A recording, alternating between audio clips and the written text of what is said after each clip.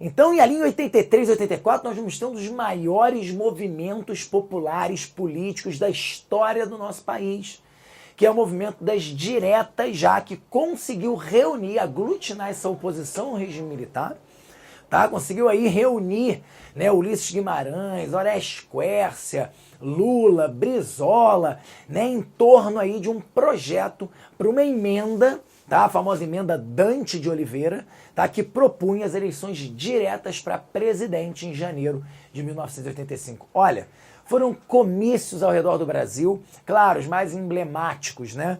Na Candelária, no Rio de Janeiro, mais de 1 milhão de pessoas. Na Praça da Sé, em São Paulo, mais de 1 milhão de pessoas. Ulisses Guimarães virou o grande símbolo, ele era considerado o senhor diretas, né? Metia a cara, usava lá aquela camisa direta já, virou um símbolo dessa campanha. A população foi às ruas, a população se engajou.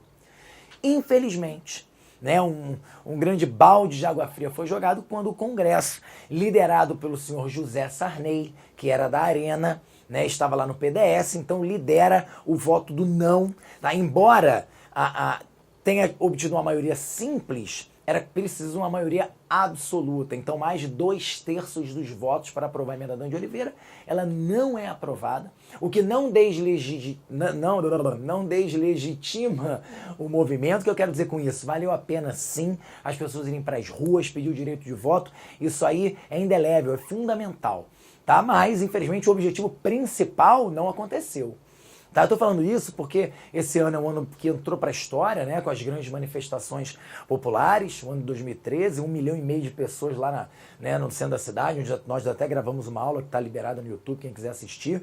Pô, aí eles vão falar assim, poxa, mas o que aconteceu na prática? Eu não sei o que vai acontecer na prática, eu espero que as urnas manifestem também esse desejo da população, mas independente do que vai acontecer ou não, é muito legítima a manifestação, o povo ir para as ruas, o povo participar da vida política, porque aqui, né, eu acho que o fato do povo ter ficado tantos anos submetido a um regime de exceção fez com que as pessoas fossem para as ruas e buscassem a política, quisesse participar do cenário político, quisesse o direito do voto, porque hoje é muito complicado você ver as pessoas reclamando de terem que votar. Ah, o voto é obrigatório, que absurdo. Pois é, isso é um outro debate, mas as pessoas têm um certo problema, não tem aquela vontade de votar, uma descrença em relação ao voto, coisa que não pode acontecer. Então isso é muito importante. O emenda direta já é muito importante, mas não alcançou o seu objetivo. Tá? Então em janeiro de 1985 nós vamos ter eleições indiretas para presidente da República. Tá? E aí vem como grande candidato, né, dessa coalizão de esquerda o senhor Tancredo Neves, tá? Que ali seria considerado a noivinha do Brasil.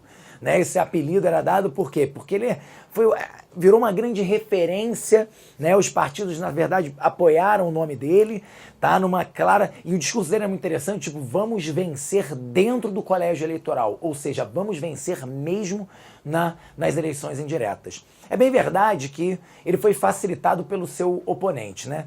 O cara que vira o candidato do PDS é um homem aí com uma vida política, né, bastante complicada na história do nosso país. Né, o candidato vira Paulo Maluf.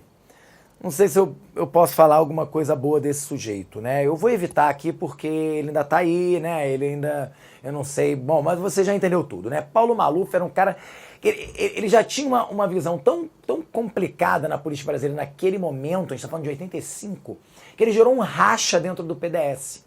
Num grupo do PDS não vai apoiar o Maluf, vai se separar, vai formar o grupo da chamada Frente Liberal, que futuramente viraria o Partido da Frente Liberal. E esse grupo, então, se compromete a apoiar o Tancredo Neves. Olha isso. Qual é o acordo? E o Sarney está fazendo parte desse grupo. Aí o que o Sarney vai costurar? Falou assim, olha só, a gente não apoia o Maluf, a gente apoia o Tancredo Neves, mas a gente exige o quê? Que eu seja o vice-presidente.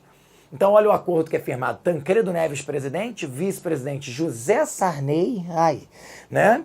E então, dentro do colégio eleitoral, de fato, nas eleições, né, o Maluf vai ser derrotado, ele vai ter 180 votos contra 480 votos de Tancredo Neves. Tancredo Neves é eleito, isso considera o fim da ditadura militar, porque é um civil eleito mesmo que indiretamente. O problema é que, às vésperas de tomar posse, Tancredo Neves vai ser internado com diverticulite, hoje se sabe que ele tinha câncer, né, vai sofrer 7 cirurgias e vai morrer. Vai falecer, diz que no dia 21 de abril, isso também aí é né, uma outra questão, mas no dia 21 de abril, né, o dia de Tiradentes e tal, um dia aí de um mito, né, que ele gerando um outro mito. A morte de Tancredo Neves, antes de tomar posse, abre espaço para que assuma para a presidência do Brasil o primeiro presidente civil depois de 21 anos de ditadura, seja então o senhor José Sarney. Né? Bom, eu não quero terminar a aula, né, com uma notícia ruim, então vou terminar dizendo que é o fim de 21 anos de ditadura e que o Brasil então teria novos desafios a partir daí. Né? Dois, pelo menos, grandes desafios: acabar com o resquício, né, daquele autoritarismo político e, obviamente, né, então fazer uma nova Constituição e também, claro, lutar contra todos os problemas econômicos da época, lutar contra essa década perdida, lutar contra a hiperinflação ou a estagflação.